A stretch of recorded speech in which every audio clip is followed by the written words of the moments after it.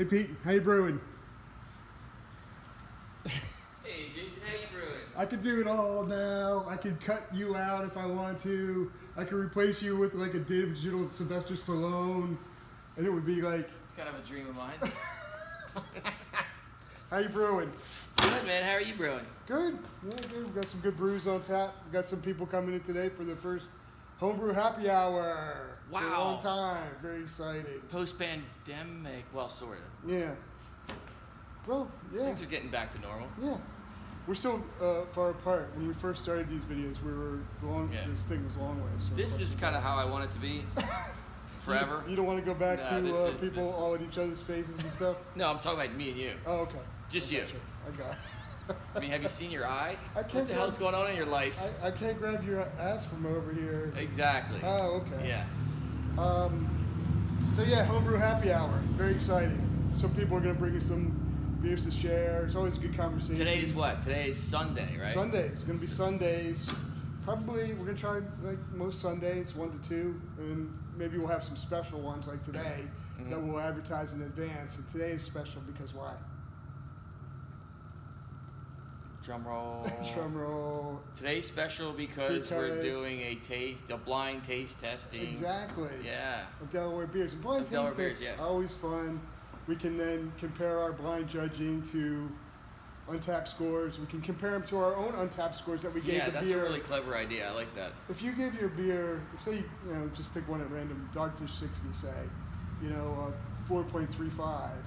But then under these controlled circumstances of being blind judging, and you give it a 3.25, maybe you're being influenced a little bit by the branding. Yeah. Maybe you're thinking, maybe because you're down at the beach and you're having a good time. And, Yeah.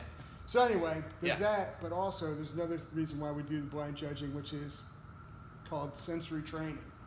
So this is like the sort of ground level of sensory training. Sensory training, well, you know what? I came up with this little visual aid.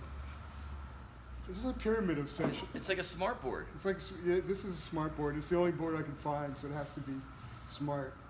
So everybody sort of drinks beers like at the entry level of sensory training. You just like react to it on kind of a like, don't like basis. Okay. Right? Say that Midnight Oil Impulse, I drink it, I like it, I think to myself, oh, this is good, I'm going to order it the next time I come in, or I'm going to look for it on tap at the next bar I go to.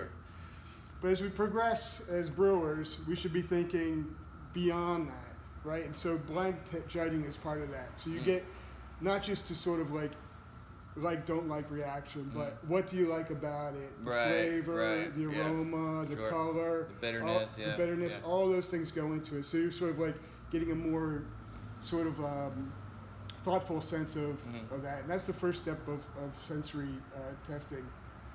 Then the next one is a pretty big jump. Then you're like really getting into the causes for those things. Like what makes you like it?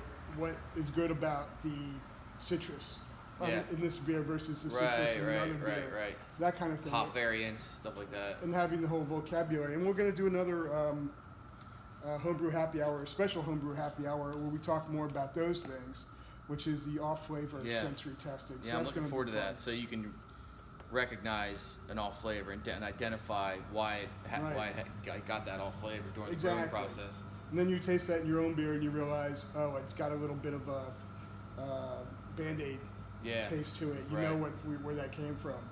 So the last sort of like level of the pyramid that you can't see on this really artistic diagram is the very top would be Cicerones. It's like a tiny bit of the top triangle. Yeah. Well, I think there's only 8 in the country. There's one in I think there's 1 or 2 in Delaware. I know it's like a level 4, something like that. Yeah, that's where you not only know the vocabulary, you know everything, but you really spend a lot of time studying beer and how to serve, what to look for beer, how to serve beer, what's going on with beer at a very high level for a long time. So we're kind of down at the entry level still, but we're going to try it. So we're going to try this is one we took out of the competition for today. All right, it's already getting low scores. It's too foamy. And pretty dark. Without knowing much about it, we're just going to do the sensory training for nice IPAs. I mean, it's definitely got some citrus notes. Yeah. maybe some pine. Yeah. It comes across to me as a very sort of like straightforward IPA, group of hops, maybe, something like that. It's darker, right? So it might be a little